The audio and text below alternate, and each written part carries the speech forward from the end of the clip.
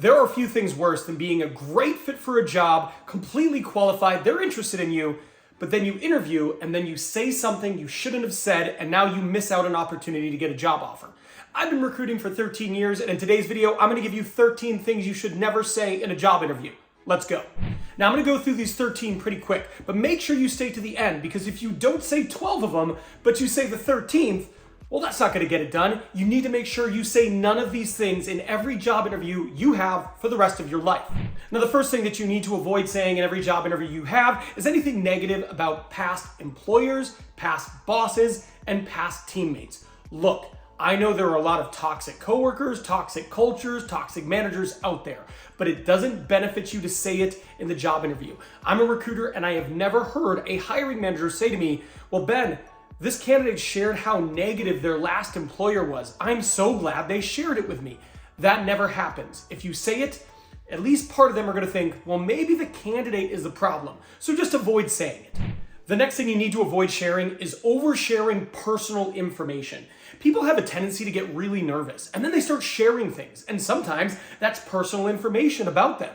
And there's a few reasons why you don't want to do this. One, you're going to end up being pretty long-winded and just going on a streak of like word vomit in which you're just sharing things over and over and over again. And they're going to be worried that you do that in another business setting. They're going to question your emotional intelligence and your ability to be concise with words. So you don't want them feeling like that. So make sure you don't overshare personal information. Now, the next thing that you need to avoid sharing in an interview is anything political. Look, there's like a 50% chance that the person sitting across the desk from you feels the opposite way you do politically, right? So if you walked into a restaurant and they told you, hey, you can eat here, but there's a 50% chance you're gonna get explosive diarrhea if you do, you would never eat at that restaurant. Don't talk about politics in an interview. Now, this one is super new, but it's also super relevant. What you don't wanna do is you don't wanna share how much you love being remote, if it's an on-site type of, 5 days in the office type of job, and you don't want to share how much you like being in person, connecting with people if it's primarily a remote or hybrid role. Look, the reality is if your preference is one of these things and the company you're interviewing with is the other, and you make mention of that and you let them know how much you like the thing they don't have to offer is, they're going to be worried that it's not going to be a long-term fit because your preferences don't align with their situation. So you need to know what their situation is going into it, or at a bare minimum, don't share how much you love being in person if you don't know if this is an opportunity in which people really don't show up to the office. And you don't want to say, I really love being remote if they're like, oh man, well, this is 4 days in the office. This person doesn't want this job. It's totally misaligned with their preferences. So make sure you're careful there. Now, at some point in the interview, they're going to ask you, why are you looking for a new job? And one of the things you don't want to share is you don't want to share that in your current job, you feel like you don't have enough work, or maybe you're totally bored with your current job. Because a lot of people are going to wonder, well, why haven't you done anything about it? Why haven't you sought out more work? Why haven't you talked to your boss and taken on more responsibility? I know some of you are thinking, well, Ben, that's not my job. But the reality is, this is how some interviewers think. And if you tell them that you're looking for a new job because currently you just feel like there's nothing to do at your current job, that is going to put a lot of question marks around you as a candidate. So skip that. Hey, are you finding value in this video? If so, do me a favor, please hit that like, subscribe, and hit that notification bell. That way you never miss one of my 3 free weekly videos. And if you're enjoying it and you feel like you want to say hi in the comments, say hi in the comments. I respond to every single one. The next thing you need to avoid saying in an interview is if you plan on retiring in like 5 years, you don't want to say something like, you know what, I'm just hoping to get one more job, spend 5 years there, and then I'm going to ride off into the sunset. It's funny because 5 years is actually a really good time. Like the national average of time people stay in a role in America is 3.1 years. So if your employer gets 5 years out of you, they're actually beating the averages. But the reality is most hiring managers, they hire with the idea that I want to put someone in this seat who's going to be there for 10 years. And as unrealistic as that is, and it is, that's what they're thinking. So if you're really candid with them, like, oh, you know what, I think I'm probably only going to work 5 more years, or I want to get one more job and work 5 more years, some of them naturally are going to rule you out because they're going to think, you know what, they're not going to be here for the long term, or they're not going to be here long enough. So avoid it.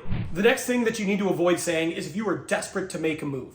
I know that it is really challenging. If you're in a situation where maybe you're laid off, or maybe you're working for a toxic employer and you need to get out and you feel like that's your truth and you just want to be honest about it.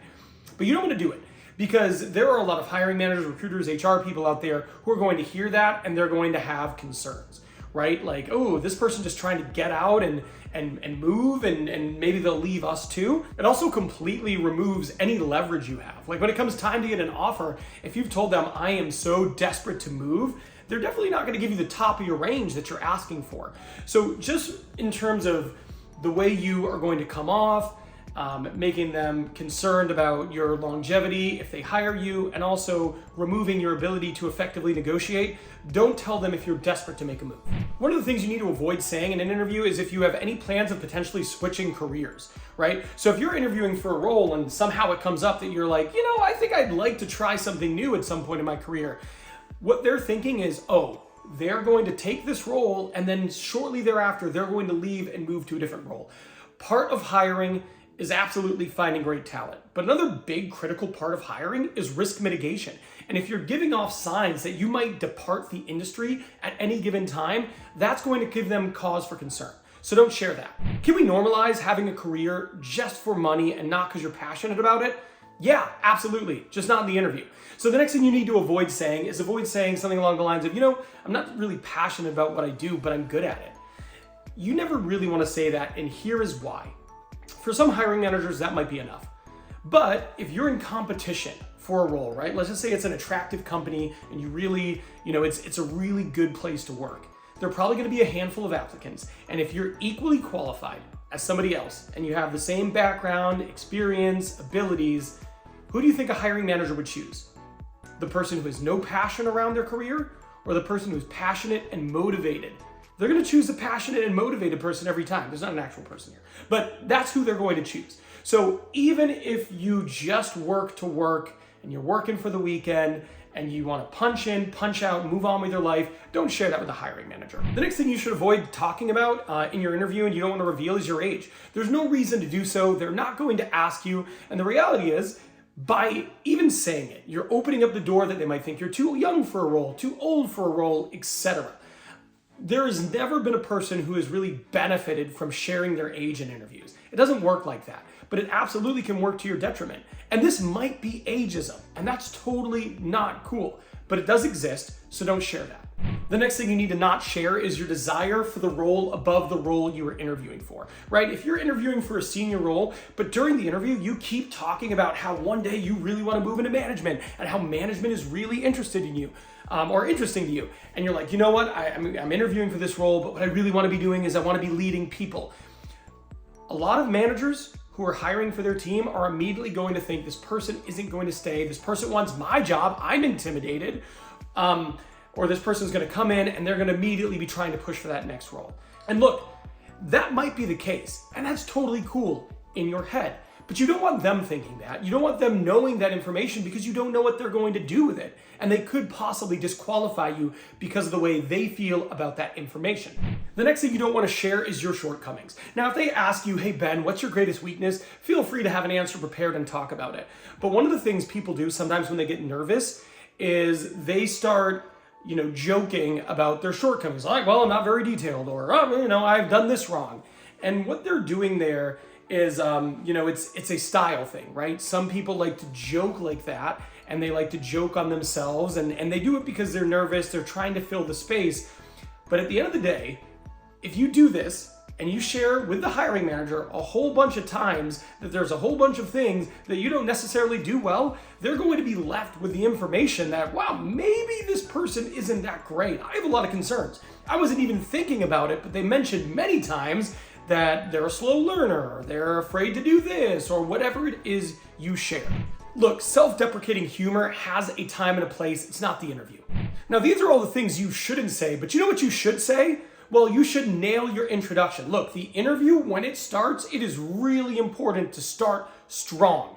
So, in order for all of this video to matter, not saying the wrong thing, you need to introduce yourself. And this video here is going to give you the script so you can absolutely nail the introduction. If you nail the introduction and then you don't say any of these 13 things, you're going to absolutely crush it, probably going to get a job offer. So I'm done here, but I will see you over there.